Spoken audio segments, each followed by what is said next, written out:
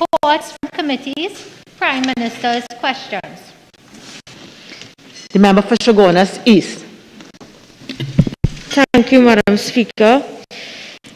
In light of the pronouncement by the Minister of National Security to deploy the use of electronic bracelets in the fight against crime. Oh, I thought he was staying there. Especially in the sphere of domestic violence, can the Prime Minister advise the House of the current status of this said initiative? Madam Speaker, the electronic monitoring unit, Ministry of National Security, is ready, and it's ready for deployment of the electronics and their use in monitoring. The unit is currently awaiting the judiciary to start orders utilizing the bracelets. Member for Shogunas East. Madam Speaker, given the announcement in March of 2020 of these devices being brought soon, can the Prime Minister aid a timeline, a specific time as to? Prime Minister. Madam Speaker, the government has no role or control in decision making in the judiciary, and I expect that members of this House know that. Member Falk. Thank you, Madam Speaker. To the Prime Minister, given the recent pronouncements by the Minister of Finance that the government cannot afford any wage increases without affecting the levels of employment, could the Prime Minister inform this House if the government instituted a formal wage or freeze in the public sector? Madam Speaker, I'm sure that the member of South, with the experience that he has as a parliamentarian, will understand that the statement of the Minister of Finance was a statement of fact and a very reasonable one. Madam Speaker, contrary to what has been published in the newspapers, the Minister of Finance did not announce a wage freeze at the press conference. At that press conference, what the minister said after giving the facts of our economic financial circumstance, he indicated, and to quote, the government cannot afford significant wage increases at this time.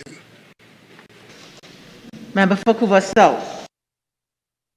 Prime Minister, whether in your capacity you will advise the Minister of Finance to restrict or lift the restrictions which he has indicated to, and allow the personnel officer to meet with unions that represent workers in the public sector. Madam Speaker, in that context, the Minister of Finance has already informally communicated to the NATUC and the three umbrella organizations representing the unions that they'll be meeting in the not too distant future and need to be formalized. Prime Minister, could you inform this House if you are aware that the position stated by the Minister of Finance is in violation of 40 subsection 2 of the Industrial Relations Act as it relates to facilitating the free and fair active bargaining process?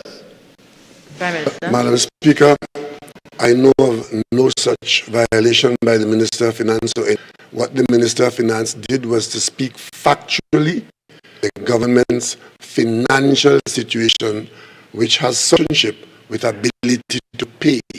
And as far as I'm aware, Madam Speaker, there's no convention that an employer cannot speak about its circumstance, but about ability to pay. And the Minister of Finance is not meant engaging in negotiations. It was a Member for Kuva South. In light of the position adopted by the Minister of Finance, as head of the government of Trinidad and Tobago, could you inform if you are aware of the number of negotiations which are outstanding in the public sector, state enterprises, and statutory authorities in our country. I will not allow that as a supplement. Member for Napoli. Could the Prime Minister explain to the House why Trinidad and Tobago is only able to vaccinate a mere 5% of its population, first phase of its COVID-19 vaccination program? Prime Minister. Madam Speaker, vaccines are not being made in Trinidad and Tobago. Vaccines are very restricted as to where they are made and certified. And Trinidad and many other countries are in line to obtain vaccines from sources that are, at this time, not supplying those vaccines as freely as them. However, as a member of the COVAX team, involves many countries in the world, we are expecting a batch of vaccine to be made available to us very soon. This batch of 100,000 doses is the first drawdown, the overall allocation of COVAX. 2,000 vaccines have a 6-month shelf life. So we are seeking the vaccines expiring on us. We expect to receive subsequent shipments of vaccines as they become available after this initial batch. We only need to pursue acquisition of vaccines through a bilateral agreement, as well as the African Medical Forum with CARICOM. So we have a number of streams of supply, and as they become available, we will ensure that our population have them. Prime Minister aware that Barbados, like Trinidad, will receive 100,000 doses, but it has received 100,000 from the government of India, which makes 35% of its population. In seconds, ask the question. I'm not sure what question you asked. Prime Minister aware that Barbados, the first phase, in the first phase, they'll vaccinate 35% of its population. Plain the difference. Madam Speaker, I can't speak for the government of Barbados and its relationship with and its ability. Barbados is viewed in a certain way by the bottom line is what I do know, because I am in contact with the government of Barbados virtually on a daily basis. One that is producing vaccines have made a gift of 50,000 to the government of Barbados. The Prime Minister of Barbados, as a just Island Tobago, has made as a gift, but that's a gift to Barbados from that produces vaccines. Prime Minister, Barbados has already started its vaccine program, and so does Guyana. When will we start? In case you don't know that, I am Minister of Barbados. This is the Parliament of Trinidad and Tobago. I account to the people of Tobago for the business of Trinidad and Tobago. And Madam Speaker, I have no answer to give about the Barbados today. A timeline when the vaccinations will actually start, as in Guyana and in Barbados. Madam Speaker, all the information Trinidad and Tobago's population and its access to and use of vaccines made available by the Minister of Health, who speaks for the government and people of Tobago. If the government of Ghana is prepared to accept and use vaccine outside of the ones that we accept as the ones that we will accept certification for, that is for the government of Guyana. Vaccines are available from sources that we will confine ourselves to what is available and certified by WHO, and we are in the COVAX. So if another government uses Russian, Cuban vaccine, that has nothing to do with us, Madam Speaker. And I'm sure that we can only be the government of Trinidad and Tobago, and all is made available to the people and the Minister of Health has been very open as to how we proceed along this line. It's bad. Member, Could the Prime Minister tell us when will the first person in Trinidad vaccinated? A timeline, please. Madam Speaker, we will try to vaccinate the number of Anaparima before we get the vaccines. But the other will do that when we get the first vaccine, and we do not have any contact, Madam Speaker.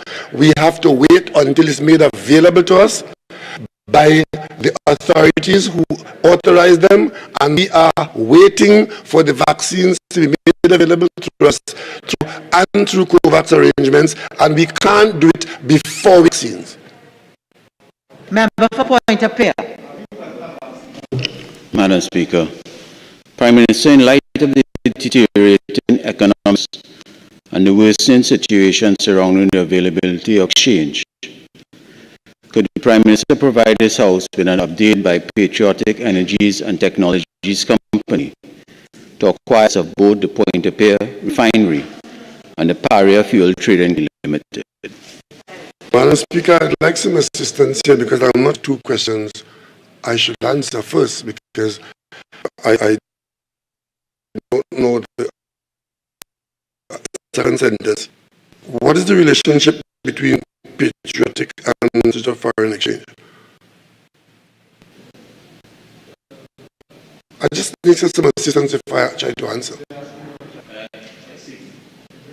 And Speaker, to clarify Minister's question, it's really about the patriotic deal and getting refinery back to work so that foreign exchange can be generated refinery and the Paris in general.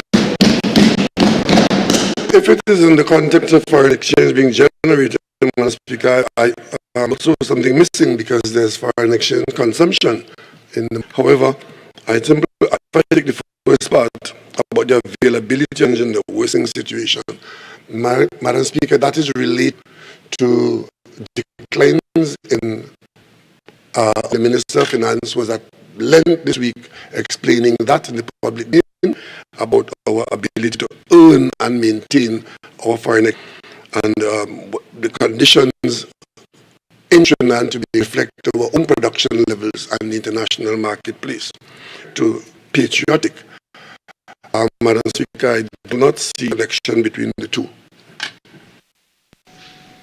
Member for point. Thank you. I see clarification again, Prime Minister. Could you state what is the update of the bid by Patriotic Energies Technology to acquire the assets of Point-of-Pear Refinery and Parafuel Trading that they submitted on February? I thought I saw that as a separate question somewhere. Oh, okay. Madam Speaker, Corporation Seoul can confirm that the further binding for the purchase of the assets of Guaca Refinery and Paria Fuel by Patriotic Energies and Technology and the Technologies Company did a financing proposal on February 5th, 2021. Proposal is being currently reviewed by the debt finance and will be submitted to the cabinet next week.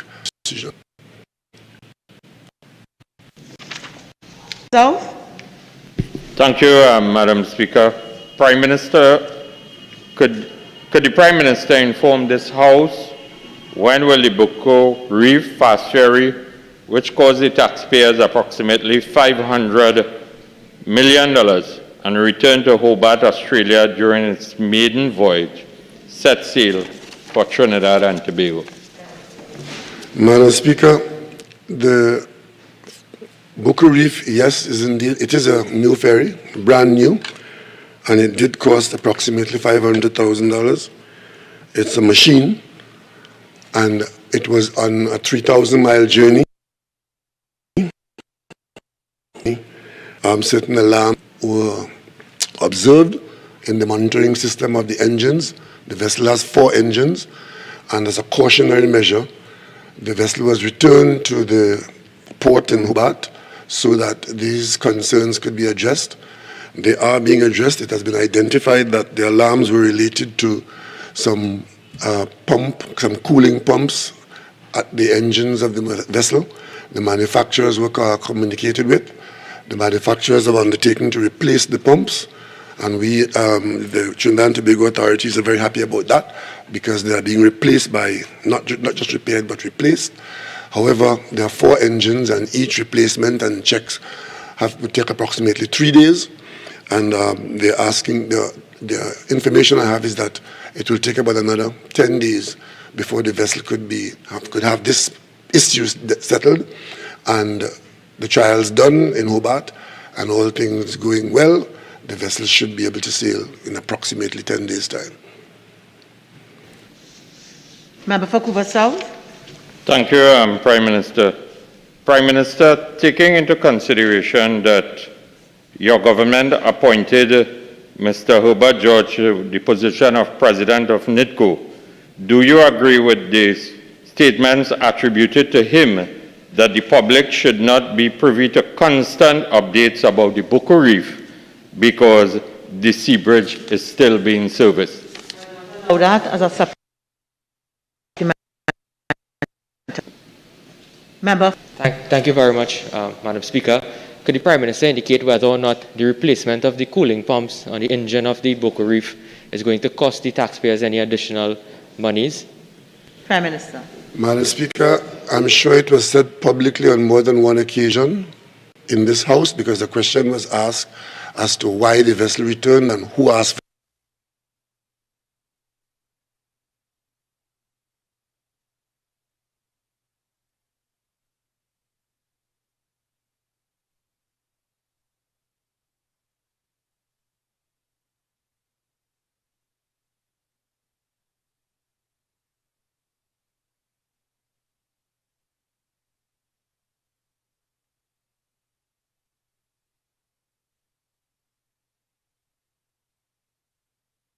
Please, Madam Speaker, could the Prime Minister indicate what period of warranty do we have for this vessel?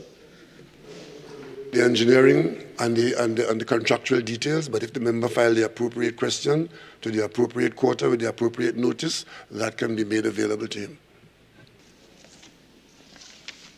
Member for Oropouche East. Thank you. Thank you very much, Madam Speaker, to the Prime Minister. Has the government of Trinidad and Tobago considered approaching any foreign government for a donation of COVID-19 vaccines? Madam Speaker, the Ministry of Health has been having bilateral discussions with the government of China since October 2020. And once WHO approval is received for that vaccine made in China, we will follow up that, and we are confident that we would be able to access supplies from that quarter. In addition, we have also just received on February 10th a donation of 2,000 doses of the AstraZeneca vaccine from the government of Barbados, which received a grant of 50,000 from the government of India. Member for Oropouche East. Honourable Prime Minister. Prime Minister, could you confirm whether or not the government of Trinidad and Tobago rejected an offer from the government of the Republic of India for a donation of COVID-19 vaccines? Minister. No such approach, and I know of no such rejection. To indicate whether or not the government of Trinidad and Tobago has approached the pharmaceutical companies directly, as other governments, for the purchase of COVID-19 vaccines. Prime Minister. I know some of that, given the fact that we are only in line to get a portion of what we require to bring our population up to the level of vaccination that we need. We are exploring all authorized sources that are available, and like other countries, even as we are getting or after we've got our COVAX quota, whenever that is going to be, we have to look for other supplies elsewhere. The international market today is such that, we have to be careful to ensure that we're dealing with authorized suppliers and that we get vaccines as against placebos. Member for Oropouche East. Vaccines available now is the 2,000 from the government of Barbados. which was a donation from the government of India, when would the inoculation process start in Trinidad and Tobago with those 2,000 vaccines courtesy the government of Barbados? That matter is in the hands of the Chief Medical Officer and the Ministry of Health, and that answer is not available at this moment. I myself have to be advised on that. COVAC institution and related institutions ordering over 1 billion vaccines. Is the Prime Minister concerned that at this time we have only been able to source 100,000 vaccines at an unknown time for delivery through that system?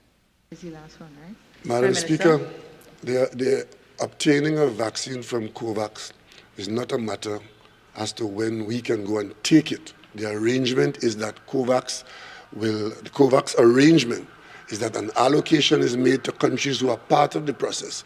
And as vaccines are received from suppliers and supplier countries, those countries like ours will receive. There isn't anything we can do to increase or to accelerate our position in the line, if there's a line.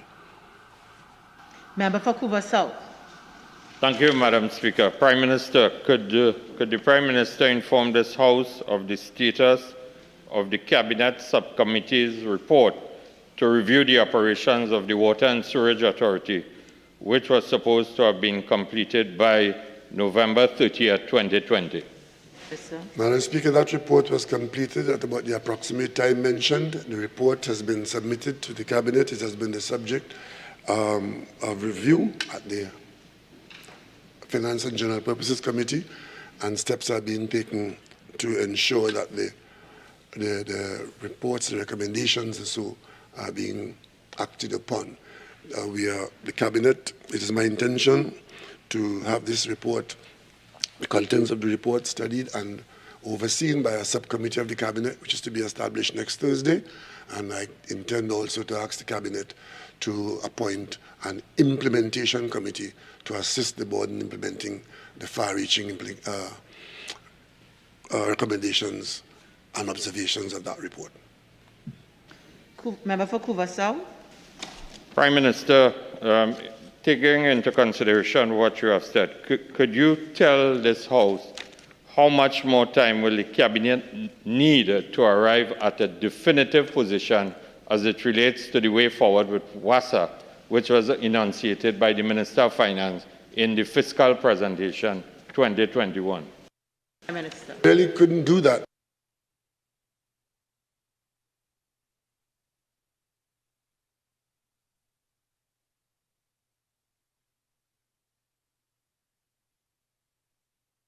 From this House whether this said report will be tabled or laid in both houses of Parliament for public consumption.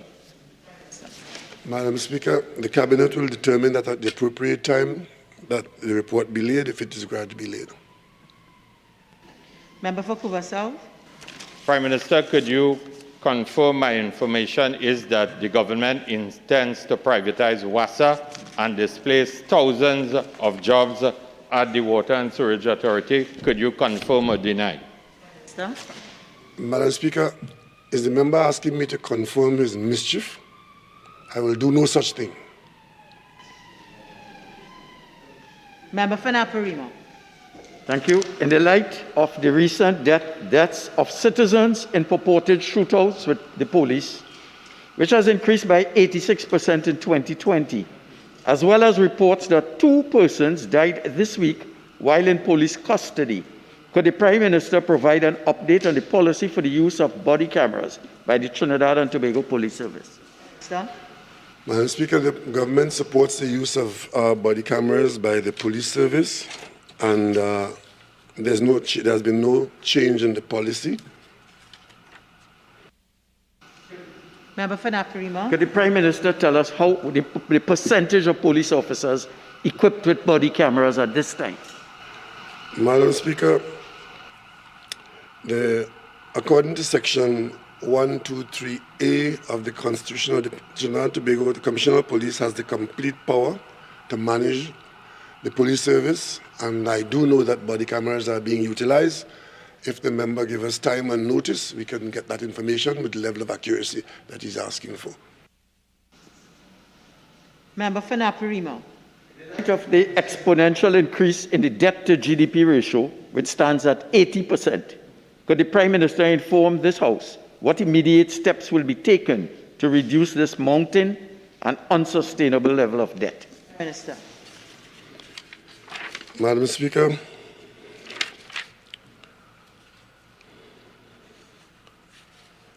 the matter of debt, which question is that again? That is question 9? Yes. Madam Speaker, the debt to GDP ratio is a fast becoming discredited arrangement for measuring circumstances, especially current situations in our country. And the immediate steps we're taking to manage our debt is to ensure that we focus more on the ability to pay or to repay.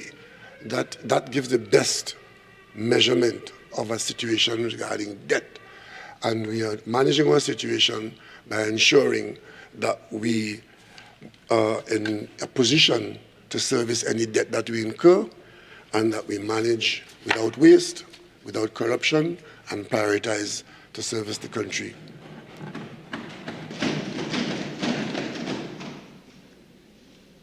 Member for St. Augustine. Thank you, Madam Speaker. Honourable Prime Minister, in light of the government's recent decision to approve the use of pepper spray as well as tasers for women and girls and citizens in general, could the Prime Minister inform the House of when this measure will take effect and what mechanisms will be used to deploy these devices? Minister. Thank you, Madam Speaker.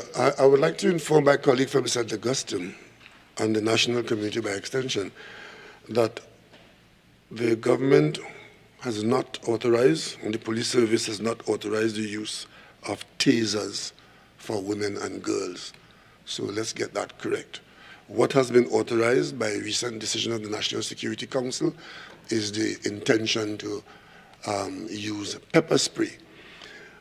Alongside that decision, the Attorney General has been tasked to ensure that the appropriate regulations are made available in short notice, because it is the intention of the government to have pepper spray available by a regulated arrangement where permits will be required.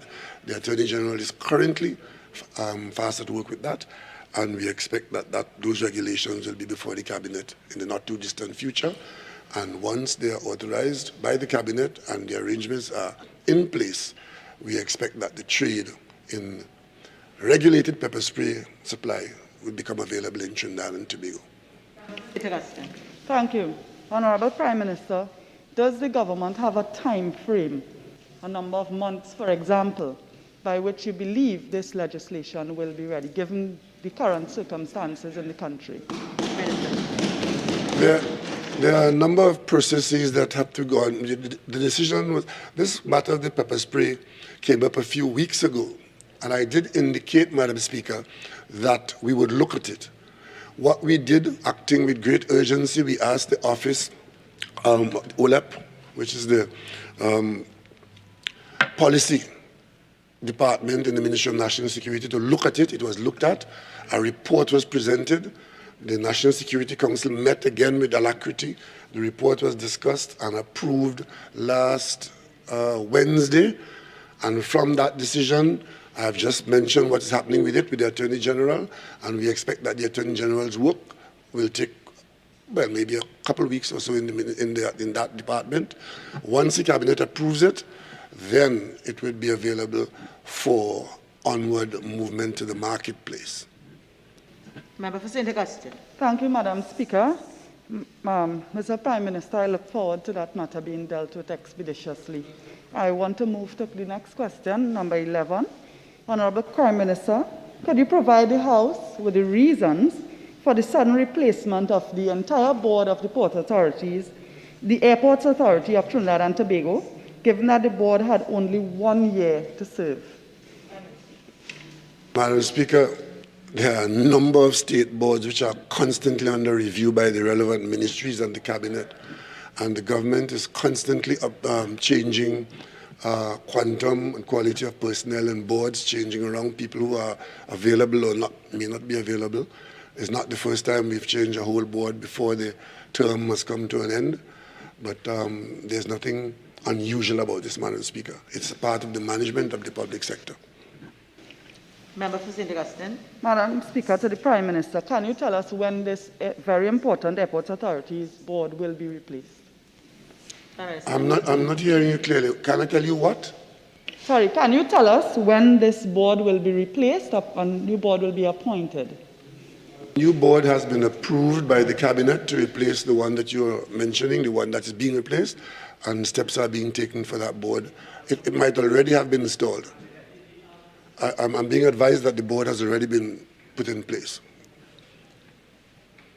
Honourable members, the time for urgent for prime ministerial questions is now spent.